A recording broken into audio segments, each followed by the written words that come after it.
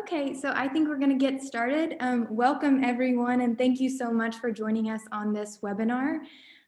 We are having this webinar because we just released last Friday our report, our 8th report actually, of state policies impacting CTE, a 2020 year in review. And so as we have put this report out there into the world, I think Dan just chatted in the chat box. Here is the link to our report that you can find online. And I think he'll add the online tracker that is new this year to this report. And so we hope that you will use this in your advocacy efforts, read it, and maybe it will help you in your CTE program. But I just want to give a quick reminder before we start that you cannot unmute yourself on this webinar. So any questions or comments that you may have for me or Dan or any of our panelists, please just put those in the chat box and we will answer them if we have time at the end of the webinar. So just to give a little bit of an overview about how we are going to be spending this next hour, we are first going to examine some of the policy trends from 2014, which is when we started the year in review, to last year. And then we are going to review some key findings and policy activities from both of our organizations, which is Advance CTE and ACTE. And we had research support from the Education Commission of the states, and all of that created this report of 2020. Then we are going to examine some CTE policies that are introduced already in 2021. And then we are going to hear from two of our panelists about CTE policy developments from Indiana and Michigan. And finally, we're going to leave about 10 to 15 minutes, depending, for a Q&A at the end. So just to give a quick introduction of everyone, my name is Hannah Nieper, and I'm the Policy Research Associate at the Association for Career and Technical Education, or CTE. And my partner on this project is Dan Hinderleiter, who is the Policy Associate at Advance CTE. And then our first panelist is PJ McGrew, who is the Executive Director of the Governor's Workforce Cabinet in Indiana. And then our second panelist is Dr. Brian Pyles, who is the State Director for the Office of Career and Technical Education in the Michigan Department of Education. So to jump right in to the report, this is our 8th annual review of the state CTE policy, like I said in the beginning. So it's been going on for quite some time. And in order to get all of these CTE related policies, we looked at legislation, executive orders, and budget provisions in 2020 to try and capture everything that could have been related to CTE this year. And some of our key takeaways were that in 31 states, they passed or enacted 67 policies. And to put this in a little bit of perspective, in 2019, 46 states enacted or passed 208 policy actions. And this is quite a big and drastic change from last year. But of course, COVID happened and it affected everything, and CTE was not immune to this. And so states were passing legislation that was more aligned to COVID relief. And so CTE policy, kind of got pushed to the wayside. And then I wanted to also highlight the format change in this year's report. Last year and the years previous, we had a much longer report with all of the summaries of the legislation added in the report with high-level trends and analysis of policies that were passed in states. This year, we have shortened the report, and it's more of the high-level trends and highlights of states. And then we have a separate online tracker that is interactive, so you can actually manipulate the data to ensure that you can see the policies and states that you want to see. So you can, you can highlight the system level if you want, like the secondary, post-secondary, workforce, or adult level, or you can highlight the policy trend that you want to see.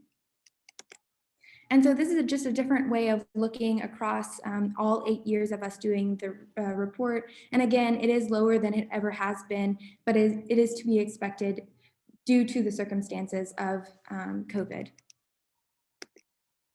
And to continue these trends, funding has been the top key priority of states in the last 8 years. So every single year that we have done this report, states have had funding and resources in monetary funds given to CTE programs as their #1 key policy area. And then funding, industry partnerships, and work-based learning and access and equity were actually the top 3 policy categories of last year as they were in this year. And just to highlight access and equity, this is to be expected because Perkins 5 places a much higher uh, spotlight on access and equity in CTE programs. So I think we're going to be seeing more and more of these policies as the years go on. And so for the top 5 policy trends in 2020, we saw that it was funding, industry partnerships and work-based learning, access and equity, dual and enrollment and concurrent enrollment, articulation and early college, and finally data reporting and or accountability. And so now I'm just going to go through a few examples of the top 5 key policy categories and just give a few examples from what we found in 2020. And so to start, in funding, these are policies that address significant funding changes, such as increase or a decrease in allocations, creating a scholarship or a grant program, among other things. And so in 2020, we saw that Louisiana appropriated about $10 million in new funding for the Workforce Training Rapid Response. And this funding will actually be used to assist employers to train and reskill that will result in quickly acquired industry recognized credentials. And in Arizona, we saw that they directed $5 million in new funding towards the Arizona Industry Credential Program to provide awards of up to $1,000 to a school or school district for each K-12 learner who earns an eligible certificate or credential, certificate or license in a high demand career field before graduation. Our second most popular key category for 2020 was industry partnerships and work-based learning. And these are policies that address engaging industry to drive student learning through work-based learning or other means. And in Mississippi, they established the Mississippi Learn to Earn Act. And this requires the State Board of Education to identify high school to work apprenticeships. And in Ohio, they created an individual micro-credential assistance program and also created a grant program to support industry sector partnerships and sector partnership networks. Our third key policy category was access and equity, and these were policies that address concerns to CTE, as well as strategies that support success within CTE for specific populations. And so we saw in Kentucky that they amended an existing law to increase participation in computer science courses for underrepresented groups. And they're also requiring the Department of Education to annually report disaggregated data on participation in computer science courses. And in New Mexico, they created a grant program to increase diversity in the teacher workforce, fill high-need teacher positions, and include both academic coursework and a guided apprenticeship for these teachers. The fourth key policy trend is dual concurrent enrollment, articulation, and or early college. And these are policies that address student transitions to the next level of education through dual and concurrent credit attainment, credit transfer agreements, and early college programs. And so Utah created 2 new certificates for those who complete courses in concurrent enrollment. And these 2 certificates are the Launch Certificate, which is awarded to students who complete 6 concurrent enrollment credits, are awarded an industry certificate or an institutional certificate, and complete a college and career readiness plan. And then the Discover Certificate is awarded to those who complete a 1 3-credit course through a concurrent enrollment program. And then in Virginia, they directed the State Board of Education to include in the graduation requirements the option for learners to complete a dual enrollment course or high-quality work-based learning experience. And so our final key policy trend that we saw was data reporting and or accountability. And these are policies that address data and research, activities that support CTE, including the use of labor market information, as well as the inclusion of career readiness within their accountability systems. And so Florida actually amended the state's high school accountability system to include the percentage of secondary systems students who complete 300 hours or more of career dual enrollment during high school. And Louisiana directed the Department of Education, the Workforce Commission, the Board of Regents, and the School Board Association to evaluate the state's Jumpstart program. And in the report of that evaluation, they have to provide data surrounding the earnings of industry-based credentials, whether students pursue a post-secondary degree, and whether students enter the workforce in their area of study.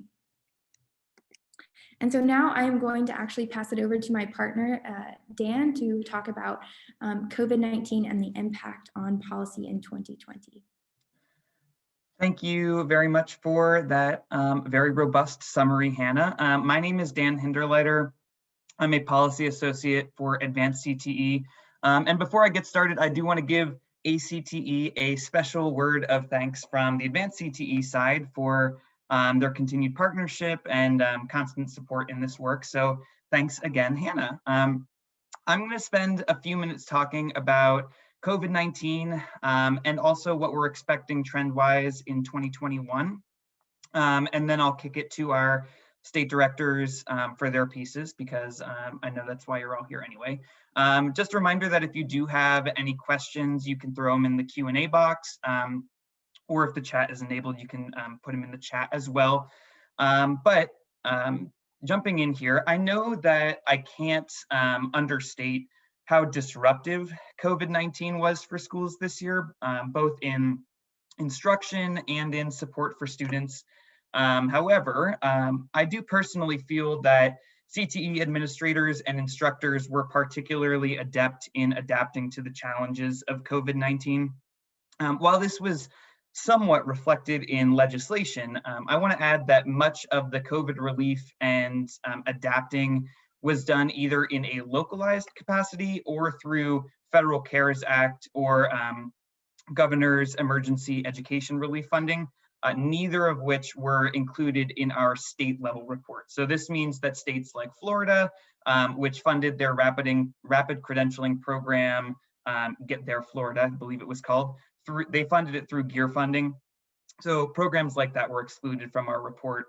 I'll also add that by mid-April or May, when many states began implementing CARES funding, legislatures were largely focused on other aspects of COVID relief or had already finished their legislative sessions.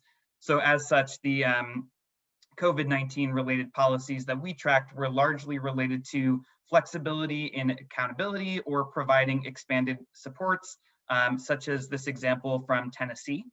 Other states like Delaware and Louisiana, like Hannah had mentioned previously, utilized some sort of executive order, or they utilized state dollars to implement new workforce development programming. So that's where you could see some of those state examples of COVID-19 relief. Next slide.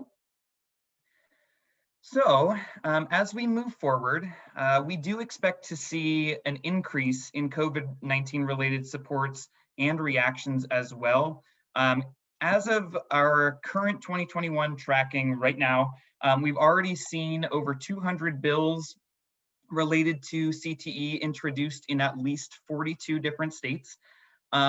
Personally, I believe this is not just a product of wanting to recover from the COVID-19 pandemic, but also a product of states looking at programs in other states that work well, utilize limited resources in an effective way to upskill and reskill displaced workers.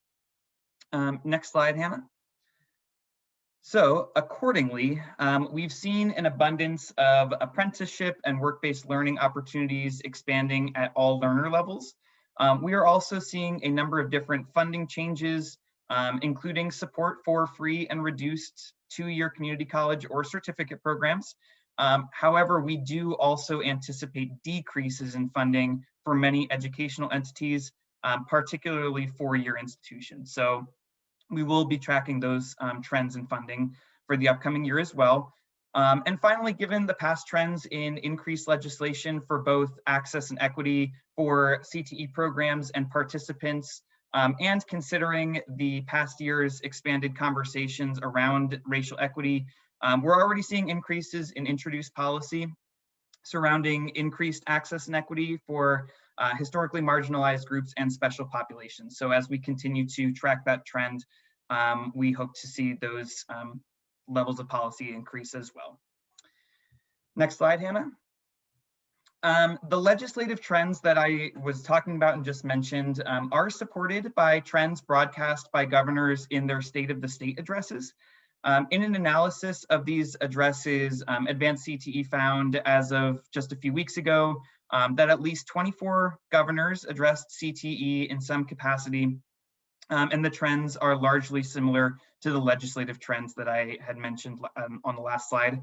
9 states in their State of the State addresses discussed funding challenges, including for CTE, but the vast majority of the governors who discussed CTE included promises for expanded work-based learning at all learner levels and expanded workforce development programs for incumbent and displaced workers. So I would also be remiss if I didn't mention that a large number of states just highlighted the great work that local CTE institutions and programs implemented over the past year as well. So it's been a challenge, but a lot of great programs came out of it. And those were certainly highlighted in some State of the State addresses.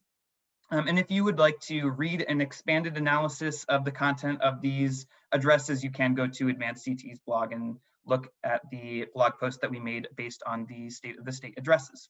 Like I mentioned at the top, Hannah and I will be happy to take questions at the end with our other panelists. So feel free to drop your questions in the chat, but I'll turn it back over to Hannah now to introduce our next panelist. Perfect. Well, thank you so much, Dan. And I'm going to turn it over to PJ McGrew from Indiana to talk about some of the things that are happening CTE related policy in 2020 from Indiana. So take it away, PJ. Thanks, Hannah and Dan, and really appreciate being on with you all today. I think I could certainly, can you guys all see my screen okay here? Excellent. Can most certainly talk through, I think, all of the policy levers that were pulled in every area that Dan and Hannah highlighted, with funding, industry partnerships, work-based learning, access, and equity. But I really want to focus in, I think, on two areas that we really moved forward in 2020. That's around our dual credit, dual enrollment with secondary and post-secondary CTE program alignment, as well as our response to COVID-19 and what we saw there. I think those are two areas that we are really proud of here in Indiana, and I think really highlight the work that we were still able to do in 2020, even in dealing with a pandemic. So kind of first and foremost, I want to talk through our next level programs of study pilot that we began early on in 2020, really kind of highlighting what we were working toward as we were developing our combined workforce plan. And then the Back on Track plan and Summer Bridge that we put together in response to ensuring that students had an opportunity to complete their CTE programs even after schools were shut down last March. Our Reentry Guidance and COVID-19 assistance funding that we provided, and then what we were able to do even after the pandemic and this school year began, and our course approval process for our next level programs of study. Our next level program of study pilot launched this year, 2020-21 school year. We released a planning grant application in January of 2020. From there, we selected 36 planning grant recipients in March. So right as we were dealing with the onset of COVID-19. We obviously had to transition a lot of the work and technical assistance that we had planned to provide for our local CTE eligible recipients to that online workshop format. We hosted a series of webinars from March through May to really highlight and outline for them what we were hoping to accomplish by aligning our high school CTE programs with our post-secondary CTE programs under our new program of study format. We selected 12 grant recipients in June, and then we have continued to provide online technical support, assistance support from June through December. And we're actually getting ready to plan some site visits so we can get out and see all the work that has been accomplished through this school year.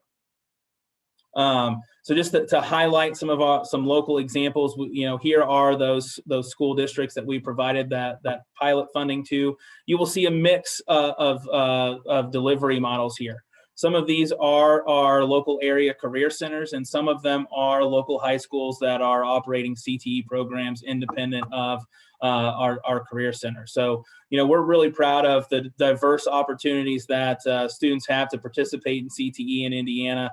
And we really wanted to make sure that we were providing funding to all schools, regardless of how that CTE activity was happening.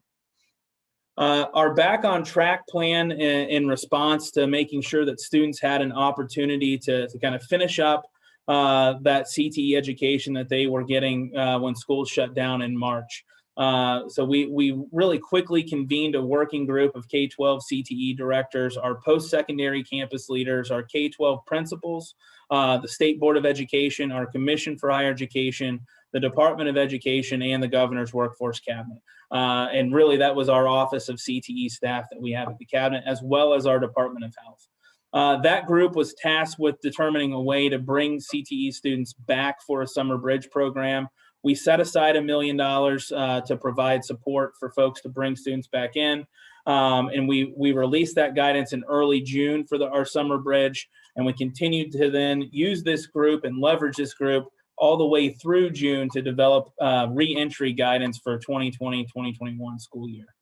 Our goal with Summer Bridge was primarily focused on those 2020 graduates that I highlighted, to bring them back so they could complete the hands-on required component for dual credits, work-based learning, or industry certification exams. Most of our dual credit programs have about 50% of the time has to be spent in a lab setting. So when schools shut down in March, that really was a detriment to those students earning those dual credits. So we utilized those protocols that were developed by the Back on Track team, and we worked with 22 different sites to make sure that instruction could take place at any location that was nearest the student. So if they had transferred or moved, we even allowed participation for students that were in that first year post-secondary, so that they could come back and complete that program as well. And we began first full week after our school shutdown was lifted. So our school shutdown ran through June 30th. And so July 6th, we were back up and running with those 22 sites and 1,300 students participating in 23 different programs. Our reentry guidance, we worked with that Back on Track working group really around a common set of guiding principles. And I think this was really important for us to establish these at the onset. Maintaining credentialing was a critical benefit to students, and everyone really rallied around that, knowing that those industry certifications or post-secondary dual credits or credentials was something that we wanted to make sure that all of our secondary students were able to maintain through the delivery of CTE in the 2020-21 school year. Many of our courses have hands-on requirements that can't be replicated or recreated in a virtual environment. So how are we going to address those issues? Our alignment to post-secondary courses, and then again, equity and access. If we move to strictly online only environment, did all of our students have the proper equipment necessary to be able to learn in the way that they were supposed to with some of these CTE courses? So our first step was really to review all of our secondary CTE courses for an appropriate delivery model against 6 criteria. So we looked at the standards and the competencies within all of those courses, the hands-on requirements, the facilities and equipment that were necessary, dual credits, industry certification, and then the level of course. Was this course intended to provide a senior the opportunity to enter the workforce right away upon graduation, or was it an entry-level course really to provide an opportunity for students to then transition through their additional courses through high school? And then we determined funding availability based upon adherence to the delivery model that we outlined for all of those courses. So we released our reentry guidance on July 9th. We worked with schools on reentry plans. We set aside $1.5 million for COVID-19 assistance grants to support additional transportation, knowing that schools were operating in a hybrid environment and had additional transportation that they didn't have otherwise. We really worked with them to make sure that they were adhering to those delivery models and they were in place all the way. We waited up until our enrollment count date, which was October 23rd. We had some counties in Indiana that had online only school until October or the middle of October. And so we worked with them to make sure that they had a plan that once they opened back up, they were still going to meet the hands-on requirements that we had outlined within all those course delivery models. And what we saw that only 10% of our enrollments this fall were in an online format. Some of those courses were funded, some of those courses were not, but I think because we were providing this guidance, because we were working with schools in a hybrid delivery model, we were really excited that they were bringing students back to campus in a safe environment for the hands-on piece of CTE. Next, our next level programs of study. This is probably the most exciting thing that we've been working on over the last year and a half or 2 years in Indiana. The Office of CTE transitioned underneath the governor's workforce cabinet in 2019. Before we had split out Perkins responsibilities, our secondary Perkins responsibilities were housed at our Department of Education. Post-secondary was at our Department of Workforce Development. And when we established the governor's workforce cabinet as our workforce board for the state, we decided to roll career and technical education underneath that as well to really unify what was happening in the secondary and post-secondary CTE space.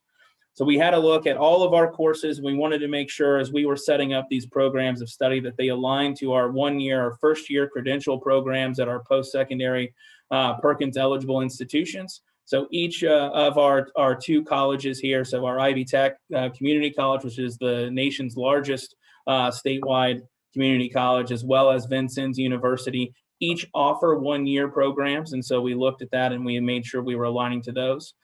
We put together logical pairs of courses in pathway specific courses. So what we saw was students earning kind of random acts of dual credit through their high school career that were primarily in elective courses rather than in courses that were specific to their pathway or degree completion.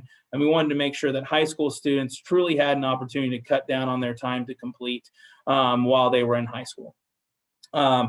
Consistent delivery of content. What we saw because of the way some of our courses had been established and the fact that they had flexible course credit requirements, depending upon where they were being delivered, if they were at a student's home school or at a CTE center, some of our courses could be delivered from anywhere from 1 credit per semester to 3 credits per semester. And we wanted to make sure that if we were defining CTE concentrators in the same way across the state, that students were all getting to that same exit point prior to graduation.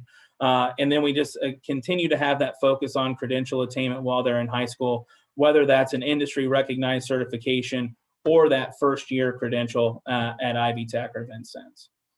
And so we took, you'll see here on this next page, the up to 6 credits that a student could have been earning in those courses we had previously if they were enrolling in the full 3 credit experience for the full school year.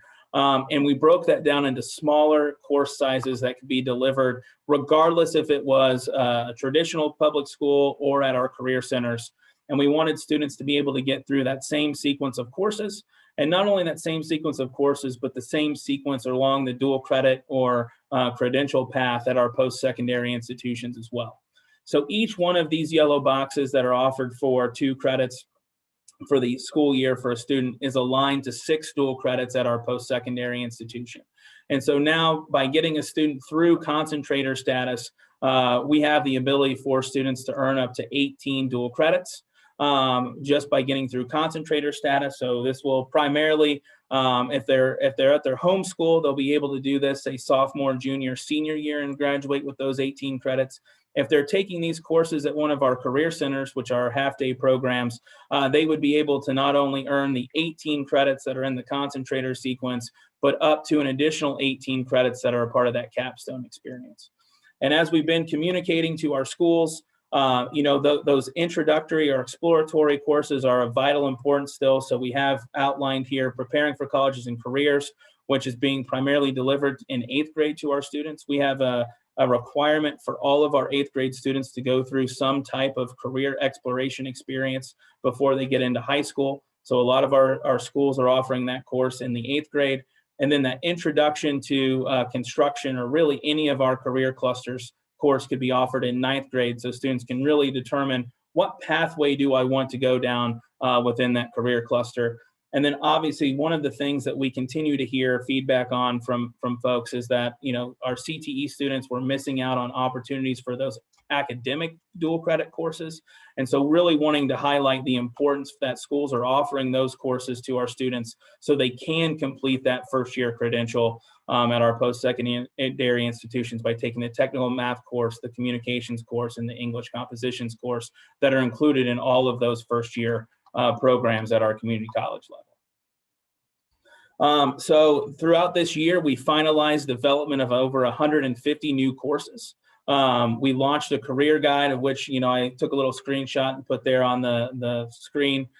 We identified the appropriate funding levels for all of these courses, the licensure requirements. We're going through finalizing the standards right now for all of those courses. We simply, when we put them out and we develop them, we just pulled directly from the skills and competencies and learning objectives of our post-secondary programs and embedded those into the courses. And so now we're translating some of those post-secondary skills and competencies into K-12 standards. And then we've developed new dual credit policies for that better alignment. And so we're really excited about the launch of this upcoming school year, and have been providing technical assistance to schools throughout the pandemic. One real exciting thing that's happening here in Indianapolis is the fact that Indianapolis was selected to participate in the JP Morgan Chase New Skills Ready Network, which, if you're not familiar with that, it's a cross-sector initiative where they selected, I think, 5 or 6 sites across the country. Here in Indianapolis, it consists of Indianapolis Public Schools, Employ Indy, which is our local area workforce board, Ivy Tech Community College, IUPUI, which is our 4-year post-secondary institution here in the Indianapolis area, our Commission for Higher Education, and the Governor's Workforce Cabinet, all working collaboratively on this to really focus on improving our CTE programming here in Indianapolis so that we can scale then statewide. So we're leveraging the work that we've done with the next level programs of study to really begin the implementation of those programs here in the local Indianapolis area, and are really excited about the progress that we've made thus far. I think lessons that we learned throughout the pandemic and this year is that communication is key. We developed what started off as a weekly update that we started sending out as soon as schools shut down last March. And that has now, we're sending that out on a bi-weekly fashion now, but really giving them an update on everything that is happening within the Office of CTE, including things from the Governor's Workforce Cabinet if they need to be aware of things that might touch on, our adult space or other WIOA programs. Utilizing a diverse stakeholder group. Traditionally in Indiana, we leveraged our CTE directors only when we were talking about CTE, and not our principals or superintendents that might have had their own programs in-house. And so I think as we develop that Back on Track working group to develop policies for Summer Bridge and Reentry Guidance, it was really helpful for us to look at CTE in a broad spectrum rather than just our Perkins eligible recipients. We leveraged our broader statewide goal as we were developing the programs of study, and really continue to push on that notion that, we want all individuals, or as many as we can, to have a post-secondary credential beyond a high school diploma. We set a 60% goal about 10 years ago in Indiana, and we really want to push on that through the next level programs of study, and communicating and articulating the need and the benefit for updating some of our antiquated or archaic policies around CTE has really helped us as we've been able to continue to push even in dealing with the pandemic on some of the things and changes that we have made throughout 2020. So with that, there's my contact info. Again, I could probably touch on any of those things that Dan and Hannah highlighted in terms of funding and what we've done there. industry partnerships, work-based learning. We are in the process of transitioning our Office of Work-Based Learning and Apprenticeship underneath the Governor's Workforce Cabinet. It was housed at the Department of Workforce Development previously, and that, along with that Office of CTE, are going to be working a little bit more intensively together as we push out the programs of study. Access and equity, we just passed a series of recommendations through the Governor's Workforce Cabinet in December around access and equity, not only to our programs that we look at, but across our workforce and higher education programs. And so, happy to touch base at any point in time with any of you about all of the work that we're doing here in Indiana. Thank you so much, PJ. I think that was extremely helpful, and I really think that it's important for other programs and states to see, lessons learned, because as we're all trying to move in this new space, it's going to be a lot of trial and error, but it sounds like all these programs that you are doing are really exciting and are the way forward. So thank you so much for that presentation. Next, we're going to move on to Dr. Brian Pyles from Michigan to hear what they've done in 2020 with their CTE policy. So Brian, if you would like to share your screen, I'll hand it over to you.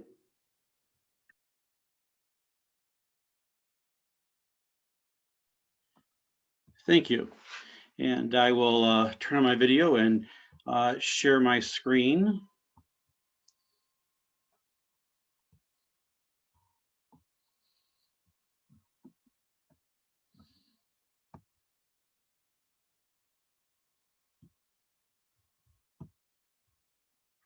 Well, good afternoon, everybody, and thank you for inviting Michigan to present today. We do appreciate the opportunity to talk about what's going on in our state. This year, our Michigan Top 10 Strategic Plan was introduced. It was revised from the Michigan's Top 10 and 10 plan, and this was introduced by our state superintendent and our elected state school board as a revision to the original Top 10 and 10. When you receive this PowerPoint, there's a link in that picture to your right that you can click on to look at it in full size. It's really important to recognize that when the state board set policy for K-12 education, you'll see on the left that it included career and technical education under the expanded secondary learning opportunities, increasing the number of students who are graduating from high school, the number of students who receive a post-secondary recognized credential. And we're also doing some real important work with our early childhood offices and our high school cadet teacher programs called Education General, but more people understand them as a cadet teaching program, to help work on that shortage with stackable credentials. And so I was very pleased that we still had such a bright role in the education plan for our state. Thinking about the past year, and other panelists in the introduction have talked about COVID and how we've supported our schools. So when we all sent our students home in March to learn from home from our teachers via remote learning, Michigan extended their Perkins academic year. And we also extended the allowable expenditure time for our state categorical funding. And that's funding specific to state-approved career and tech ed programs, or Perkins-funded programs, as called in some states.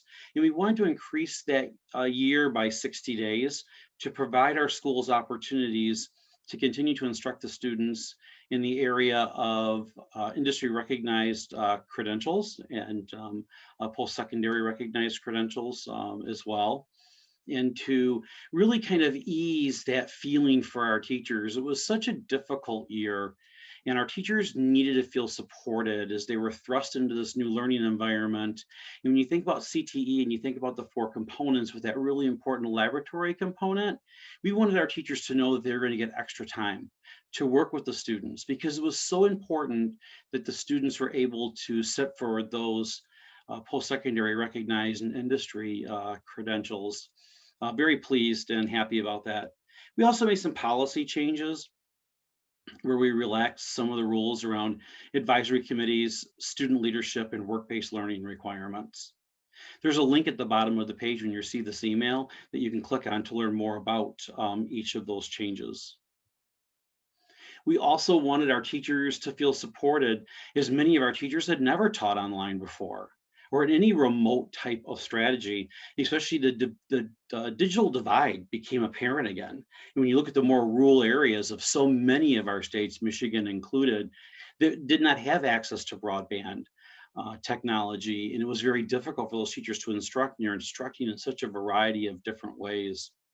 We put together a CTE virtual delivery guidance memo to the field. You'll notice that throughout my presentation, things are hot linked for your reference. But off to the right, you'll see the COVID resource page. And that COVID resource page was broken down by some general CTE information on special POPs, student leadership, and then all of the career clusters had information contained under each one of the tiles that you see with instructional ideas on how to work in a remote environment. And we wanted to make sure that our teachers had some of those pieces at their fingertips. We created a return feedback loop, so when our teachers found really good websites, they could send those websites to our education consultants. They could review them and then add them to the community so that everybody can learn from them and really work together as a team. You know, we're all in this together, supporting the work of our school administrators and educators in this new environment. We also created work-based learning virtual opportunity guidance, because we wanted our schools to continue as much as they could, do the best job that you can in the next few months. And so we provided some ideas there. And you'll see, if you click on the link below that, that it's aligned to the normal guidance that we provide. And so oftentimes we talk at the department how we are leading COVID. We're not letting COVID lead us. And these are going to be some of the positive outcomes of COVID. We're going to have a varied instructional strategies and different ways of delivering content to our students, hopefully allowing for more work-based learning time, more laboratory time, more time in student leadership and in their career and technical student organizations. This year in particular, to support COVID, we're already working with our state board on proposed changes to the state determined levels of performance for indicator 3S1 post-program placement. Staff came and said, Brian, there's no way that our schools are going to reach the numbers that we previously negotiated with the federal government. Look at this research. Look at the number of students who did not enter college for the first time in Michigan and nationwide. Look at the unemployment rate for our students from a year ago compared to adults from a year ago. And we wanted to be sure that we set our schools up for success. And so we're in that process. I have the main link will take you to our page for anyone who's interested in the material at large. And then the 4 very specific links about steps in the process and the way that we're going about different things. The real important piece here when you think about the Perkins legislation is once you fall below that determined level of performance, then you can't go back and revise your numbers. So you need to be ahead of that game. And so thankful for our research staff and our Office of Career and Technical Education for bringing that forward. In fact, today I believe we may have had our last public hearing this afternoon. We also were working over the summer and put together some return to learn guidance for our districts in a roadmap. This roadmap ties into the work of our governor's office and the documents that were put out and clearly aligned. It also links back to the prior guidance that we have been providing, helping our schools start back up in September.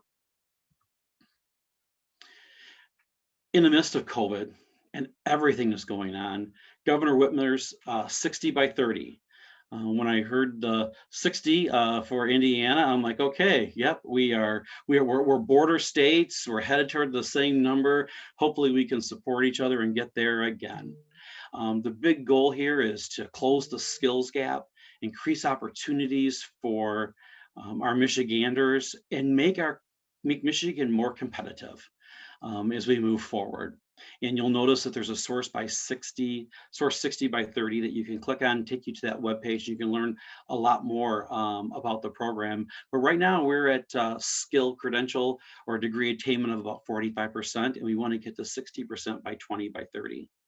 You'll notice also that when I presented the top 10 strategic education plan, post-secondary recognized credentials were a component of that plan, and it's linked back to the governor's goals. We also, as a state, picked the post-secondary program quality measure of post-secondary recognized credential for our Perkins funded programs. And so as an agency, MDE is going to do all that they can do, we can do to support the governor's goals and to help our citizens move forward. For Reconnect eligibility, you must be at least 25 years age or older when you apply. You've had to have lived in Michigan for 1 year with a high school diploma and not completed an associate's or bachelor's degree. And exciting news is in the first 2 weeks of Michigan Reconnect, over 40,000 Michiganders submitted applications to take advantage of the program.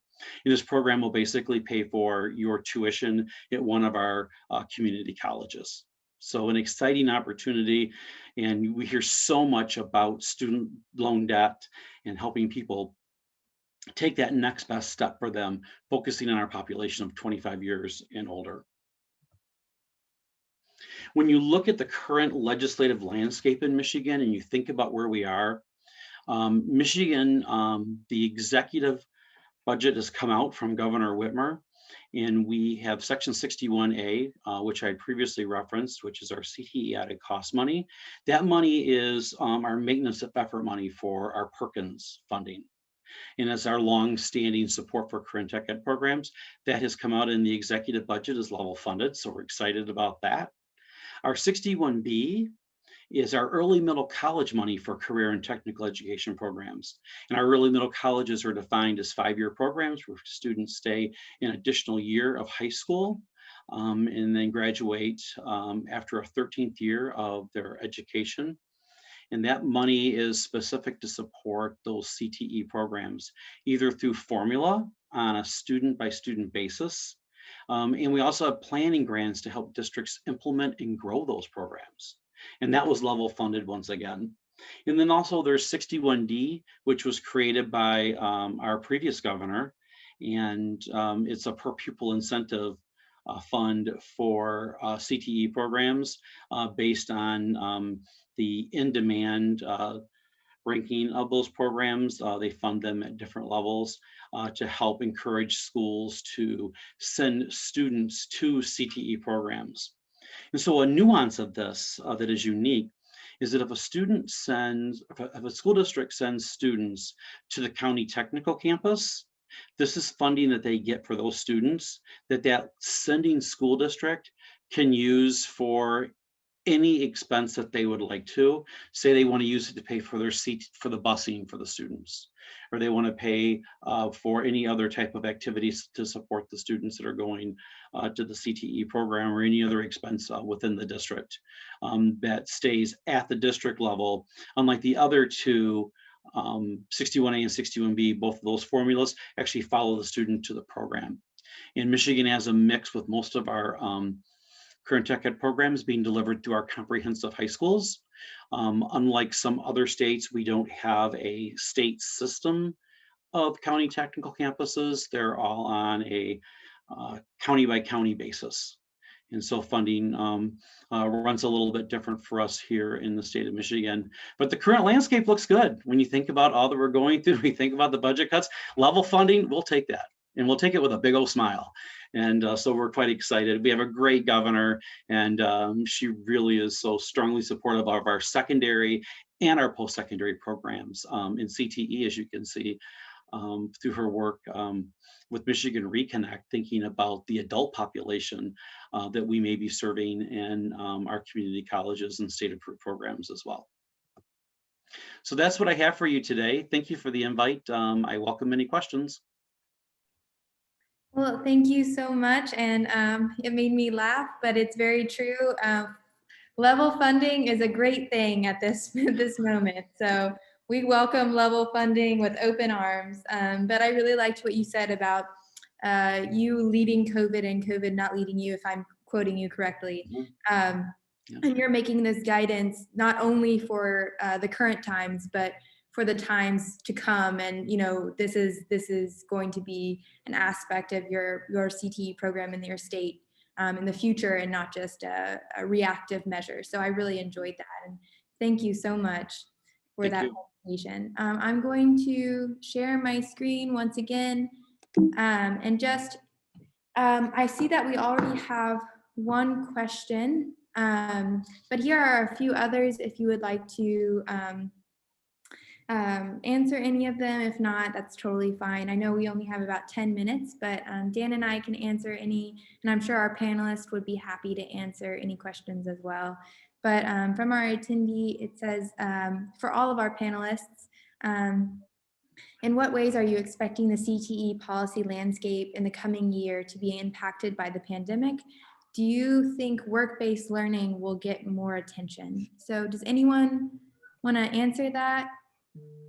Well, I'll let Brian and PJ talk more specifically about their own states, but I'll say very generally, nationwide, we've seen a ton of legislation introduced regarding work-based learning, and specifically in response to COVID. A lot of places have pushed for learn-to-earn programs, for other workforce development programs at all levels, both secondary, post-secondary, and like Brian just said, at the adult level as well. So I absolutely think that work-based learning is going to be a huge emphasis moving forward in the upcoming year. It already had been prior to COVID, but I think it's only going to further continue to expand going forward. Yeah. Well, Dan, if I can quote Dr. James Stone, Jim's a good friend, and thinking about progressively intensive work-based learning, I believe that through this experience with COVID, we're going to embrace more remote types of work-based learning. I still want every student to get across the threshold in a real business, not just in a laboratory experience, not just in a school-based learning experience, but actually get across the threshold. But prior to getting there, I think that we're going to look at progressive intensity through the work-based learning continuum to be much more broad. I believe that we've learned from that. I also believe that when you look in the forecast on employment trends, with many more individuals expected to work from home, well, it's really hard for us to say if a kid has an internship and they're working from home and they're being paid and they're engaging in the same way, that the people that are mentoring them who are working from home, it really kind of like steps on Brian's threshold comment of stepping across the threshold, because you really are stepping across the threshold. So I think that we're all going to have to become a little bit more flexible, and I hope that it creates more opportunities so that we can engage more students and reduce some of the barriers to equity. Yeah, I'll say in Indiana, we're seeing, I think, two primary focuses here this legislative session. One is on funding, and the other is on work-based learning. I think on the work-based learning front, trying to make sure that we are expanding work-based learning, or high-quality work-based learning in an intentional way. Working with our Office of Work-Based Learning to not only look at what we're doing with our secondary students now that work-based learning is a component of graduation requirements in Indiana. It's one of 3 indicators for demonstration of employability skills. So we want to make sure that we are building capacity at a local level within our schools and our employers to be able to really build out those high-quality work-based learning programs. We also have an Earn Indiana program, which right now has been focused on providing internships for our college students. It helps employers offset wages for low-income students. Where that program is expanding into the high school space. So really wanting to make sure that we're looking at funding opportunities there for that expansion into the high school space, so we can really help those students that need those opportunities the most. And then, continued conversations with the legislature on funding. We do funding by course designations and how we look at wage and demand data against those course designations, and making sure that we are funding all of our CTE courses appropriately. So, we're keeping track, monitoring things, and we'll see what happens. We have about 2 months left in our session. So we'll just keep pushing forward ahead. Actually have a question for both of you. And Brian, I know that you said that you are lucky enough to be level funded, but not everyone is so fortunate. And so given that funding challenges will be a trend at so many different levels, could either of you speak to either local programs that you know of or statewide programs or initiatives that provide significant value, so more bang for your buck, so to speak, that other states or other localities might be able to look to as kind of exemplars for being low cost, but high quality and high value? Yeah, I think Brian, you kind of probably touched a little bit on some of what Michigan is seeing, in terms of that. And for us, our next level jobs programs, I think are the programs that we're really focused in on. So we've identified, our up to 1 year programs at our community college level in our 5 key industry sectors. We checked their programs against our occupational wage and demand data, and we've put in place Next Level Jobs Workforce Ready Grant program back in 2017.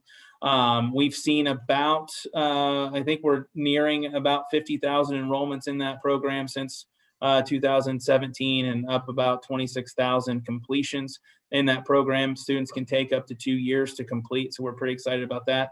We really doubled down on those efforts as it related to COVID, bringing people back in, especially those that were displaced, so that they could reskill or upskill.